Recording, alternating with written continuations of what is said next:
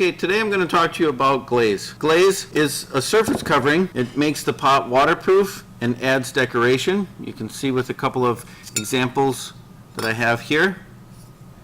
Geologically, the major components of a glaze come from the same place as clay. However, some of the lesser materials may be mixed from a variety of sources. Chemically, you're going to find three major compounds in a glaze. You're going to find silica, alumina, and a flux. These occur in various proportions along with other substances that give color. The heat causes the glaze ingredients to melt and form a glass. The silica melts to a glass. The flux allows the silica to melt at a lower temperature, and the alumina keeps the molten glass from flowing off the pot. The look of the glaze, its color, opacity, all depends on the proportion of the three main ingredients, the additional colorants, and the firing of the kiln. That's what makes up all of the different aspects of a particular glaze.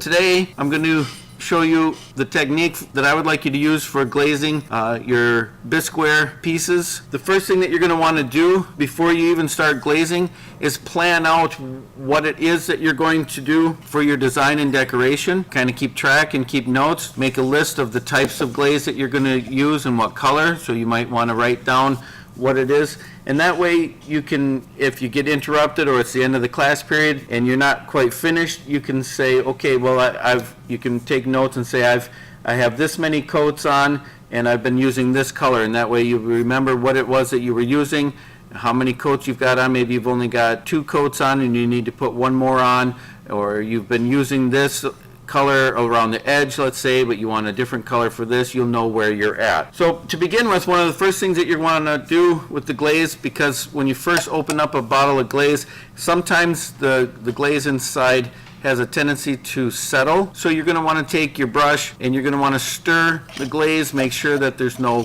clumps or lumps, it's not too thick. You want it to be the consistency of kind of like a milkshake or something, and then make sure that you're wiping off any excess glaze. We don't want to waste any glaze. Clean off your brush and you're ready to go. If your glaze is old, it might be a little bit thick.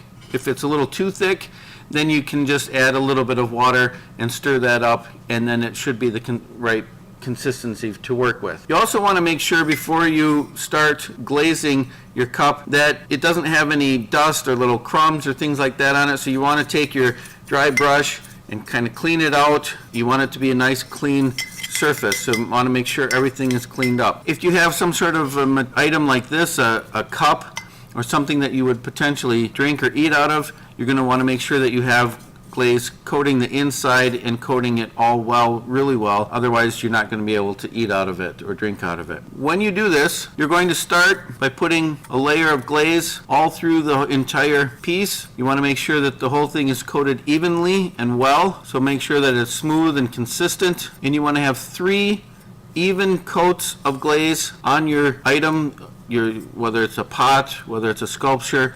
You want to have at least 3 even coats of glaze so that it's covered properly. And you want to make sure that you let each of the layers dry in between applying the next coat of glaze. That way it'll apply properly. So while this inside is drying, I can continue to work on the outside, and then once the outside is done, the inside will probably be dry. You can see it's already starting to dry a little bit in those areas there.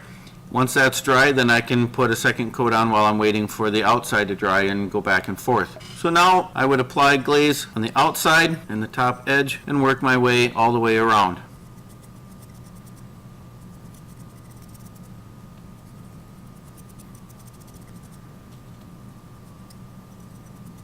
So now I have glaze all the way around the outside as well.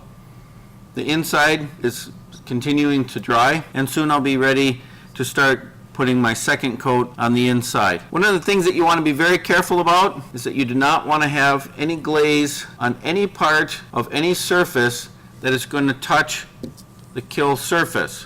Anything that's going to set on the kill shelf, if you leave glaze on there, it will fuse to the shelf and stick there permanently, and we'd have to take a hammer and chisel and break it off, and that's going to probably break your pot, and it's going to possibly break the shelf. So you want to make sure that that's always cleaned off. The best way to do that is with a damp sponge. So make sure that you've got a damp sponge handy, and you can either do it by hand like this and rub on the surface, or you can set the sponge down and you can take your pot and you can rub on the bottom of the sponge, and any place that it was touching, it's going to clean that up and keep the glaze from getting on the kiln shelf. That's very, very important. Any glaze that is touching the shelf is going to fuse onto that shelf, and then it's not going to come off. When you're done glazing for the day, you want to make sure that you clean off your brush really, really well. That avoids glaze contamination. You don't want to have one color still embedded in the bristles of the brush, and then you go and put a new glaze on, or someone else didn't clean off their brush well, and you go to put on a new color and there's a little bit of the other glaze still in there. When you go to brush it on, you might not notice it right away, but when it gets fired, all of a sudden it is turning out like an ugly old casserole or something like that, instead of a nice colored pot the way that you want it to look. Also, at the end of glazing for the day, to help keep the cap on the jars properly, make sure that you clean off the threads of the glaze bottle with the sponge. Clean that off, and that way you can put the cap back on tightly and securely so that somebody else doesn't grab this and it spills all over the place. So that's glazing.